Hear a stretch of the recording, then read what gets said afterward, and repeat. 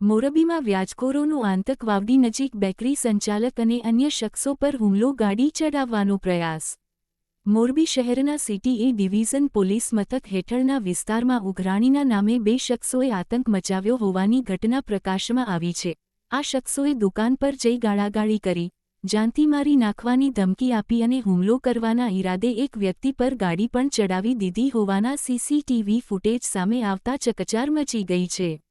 મયુરીબેન દિલીપભાઈ રૂપાલા દ્વારા નોંધાવવામાં આવેલી ફરિયાદ મુજબ મહેશભાઈ ઉર્ફે લાલાભાઈ સવસેતા અને જગદીશ ઉર્ફે જાગો સવસેતા નામના બે શખ્સોએ તેમની દુકાને આવીને ધમાલ મચાવી હતી, બળજબરીથી ઉઘરાણી।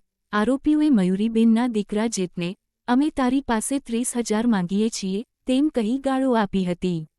જ્યારે પરિવારે જણાવ્યું કે વહીવટ પૂરો થઈ ગયો છે, ત્યારે આરોપીઓએ નિખિલ નામના યુવક પાસે પૈસા માંગતા હોવાનું કહી ધમકી આપી હતી અને દુકાન બંધ કરાવવા દબાણ કર્યું હતું।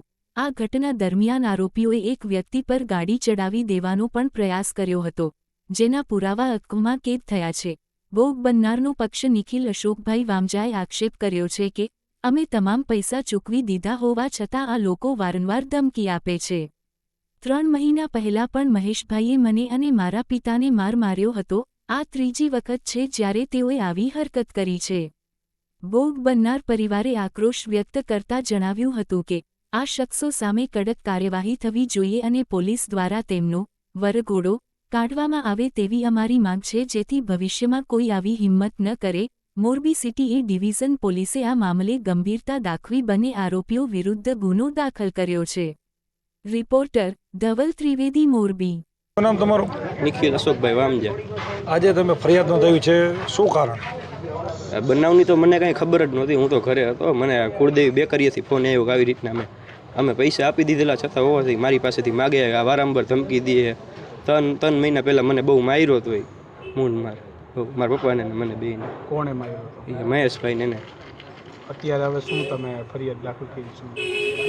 અમે દઈ દીધા છે તોય માગે છે પૈસા। એટલે અત્યારે તમે શું કાર્યવાહી કરી? હવે અત્યારે તો ફરિયાદ કરી કોના વિરુદ્ધ?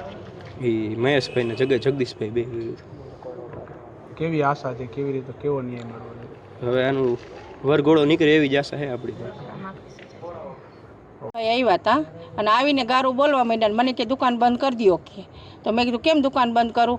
તો કે તને ખબર નથી પડતી કે દુકાન બંધ કરવાની? મેં કીધું ના, અમે તમે કહો તો કરી દેશું કીધું દુકાન બંધ। પછી મારો છોકરો જીત છે ને એને કહે કે તારી આગળ હું 30,000 માગું છું। તો મેં કીધું કે અમે તો વહીવટ કરી નાખ્યો છે, તો અમારી આગળ છે ને 30,000 રૂપિયા તમે માગો છો? તો કે પૂછી જો તારા છોકરાને કહે। તો પછી કે નિખિલ આગળ માગું છું। તો મેં કીધું તમે નિખિલ આગળ જાઓ કીધું? તો કે નિખિલને તમે ફોન કરીને બોલાવો કે હું નથી બોલાવવાનો। મેં તો અમારી પાસે તો કાંઈ નંબર છે નહીં, તો અમે કેવી રીતના ફોન કરીને બોલાવી?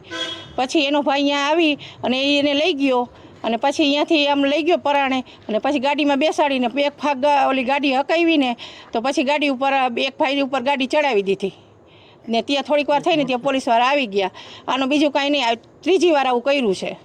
તે પહેલાં થોડાક દિવસ 6 મહિના પહેલાં કર્યું હતું, હમણાં 15 દિવસ પહેલાં કર્યું હતું ને વળી આજે કર્યું। આજે કેટલી દુકાનો બંધ કરી નાખી ખબર છે? શાક માર્કેટ, બીજું એક શોપિંગ છે એ આખું, અને પછી છેલ્લી દુકાન અમારી હતી અને મારી યારે ધડ કરવા માંડ્યો એની કાર્યવાહી થવી જોઈએ। બીજી વાર આવું કોઈ ક્યારેય ન કરે ને ગામમાં વરઘોડો નહીં કરવો જોઈએ, કેમ કે આનો બહુ ત્રાસ છે। બધાય છોકરા રહ્યા ને બધાય બીવે છે, આ એક નહીં, આ જે બીજો નિખિલ છે ને એ બધાય બીવે છે એનાથી। એને અમે દેખીને તો અમને ધ્રુજાડી આવે। તમે શું કાર્યવાહી કરી અત્યારે? અમે અત્યારે એમ કાર્યવાહી કરી કે એ હવે દુકાને બીજી વાર ક્યારેય ન આવવો જોઈએ અને ખોટું અમારી ઘાણી ન કરે, કેમ કે અમે લેડીઝ ધંધો કરી છે।